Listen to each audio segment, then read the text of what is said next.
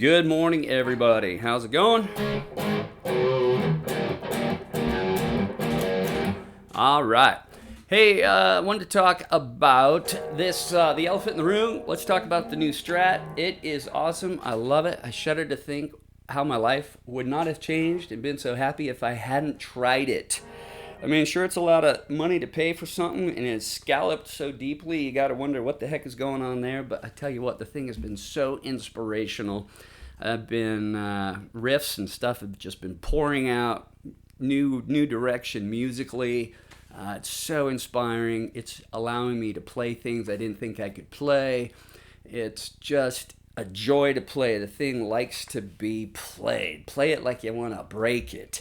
It's just phenomenal how much fun I'm having with this thing. By far the most inspiring piece of gear I've bought in years. Just way too much fun. So anyway, about the jam, it's so much fun. So I thought I'd share it with you. You could fool around with it too. There's so many things you could do with it, which is an interesting thing when you come back and want to do some lead work over it, because there's a push-pull between what your brain hears and what you can actually do. I'm limited by my ability to play. Your brain hears all this stuff, and then trying to, go from what you're hearing in your head to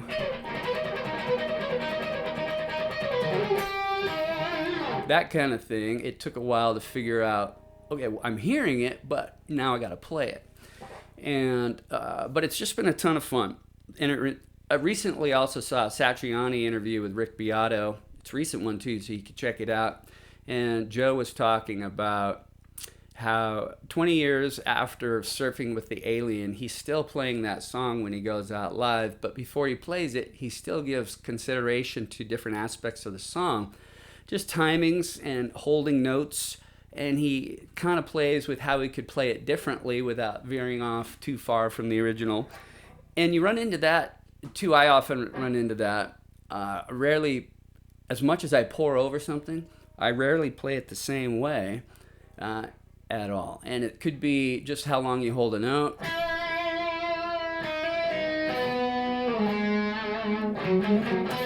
or do you give it a trill? It's the same thing, but you know what I'm saying. So that was a really interesting interview. And another thing that was super interesting was about him talking about a new song he's writing, where he's trying to do the whole thing without ever hitting the fifth note in the scale that he's playing in the mode that he's playing in.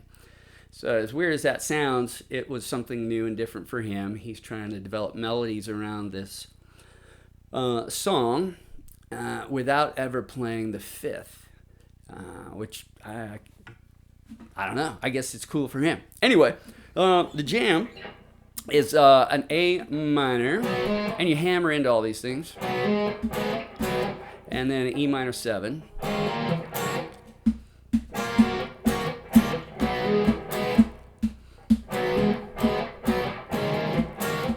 Nice. And then you go into a G minor, adding a 6, up to A minor, 6, and then the cool part,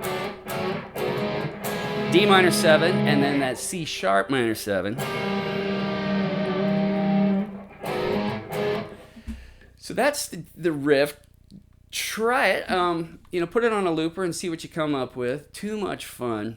But the push and pull between what your brain hears and what you want to do is an interesting thing to be involved with. Instead of just noodling over something, which drives my cousin crazy, but it makes it just nonsense to him.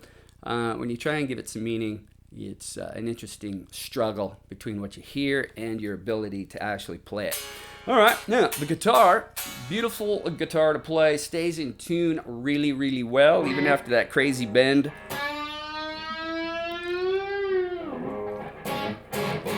If it is out of tune, you give the whammy a quick pull, and it's right back in tune. And you see Yngwie do this from time to time. He's got an incredible ear. I love how he tunes his guitars. If you've seen him tune something once in a while, he will hit all the strings open, and he's done. I'm trying to do that now. It's so cool that I'm going to give that a shot. Identifying the pitches for all those open strings, and then just tuning. I've seen him do it on several videos. I think it's just really cool. And then also while he's playing on stage, sometimes you'll see him give the whammy a little jiggle and a yank up, and it's because he's heard it go out of tune. But that's usually enough to bring this thing right back into pitch. The pick, I found, it's, for me, playing with a very lightweight but stiff pick, really made this a whole lot easier. Like the Metallica White Fang, the Hetfield White Fang is a really great pick for this guitar. I usually use a gloss flow, but for this, it just seemed bulky and big. There's not a lot of space down in here. And using this stiff Hetfield pick makes a big difference in the playability for me. So give that a shot. And I did set it up just like a previous tech for Yngwie told me to set it up via a comment he left in a blog, and I'll put the details in the comment section, or the what about section. He left really good details and simple setup too. Things like in millimeters. The bridge here is supposed to be off the body 1/8 of an inch. Then you tune it. Then you take some measurements. The relief is mentioned. And so I set it up just like he recommended. The action seems a little high, but it doesn't play like it's real high. It's just an incredibly fun thing to play. My goodness, if I had not given this a shot, my life I would have missed out on all this awesome joy. And then also watch Yngwie's picking. The guy, you can hardly see his hand moving when he's picking. I mean, very little, very subtle. It's not big movements. And this has worked to my advantage because I picked up a habit as a kid of not moving my whole wrist, but I moved my finger and index finger in a little circle, which is often kind of what Yngwie does. Really look at his picking hand, study what he does. Very light touch, but very small movements.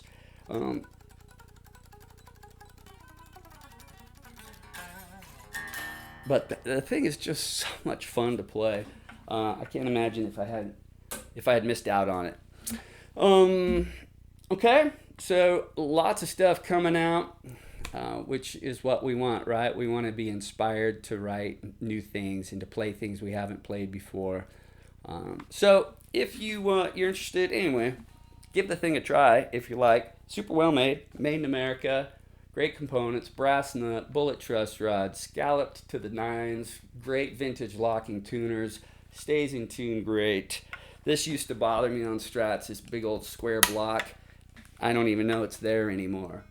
There's no relief back there, but it doesn't bother me at all. Only 21 frets instead of 22. That just means you got to stretch the string a little further. You can still hit those notes. You just got to work at it a little bit. All right, great pickups. This is the first Strat I've had where I didn't feel like I wanted to change out the pickups. All the other ones, I was very unhappy with the bridge pickups as they were stock. I thought, well, you need to put a humbucker there to get the tone I want. But then if you got a humbucker there, what's the point of having it in a Strat, right?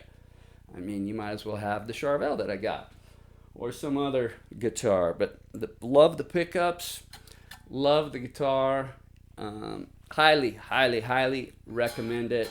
It's going to feel weird at first, but if you give it a couple of weeks, I think the returns will be phenomenal. All right, I'm out.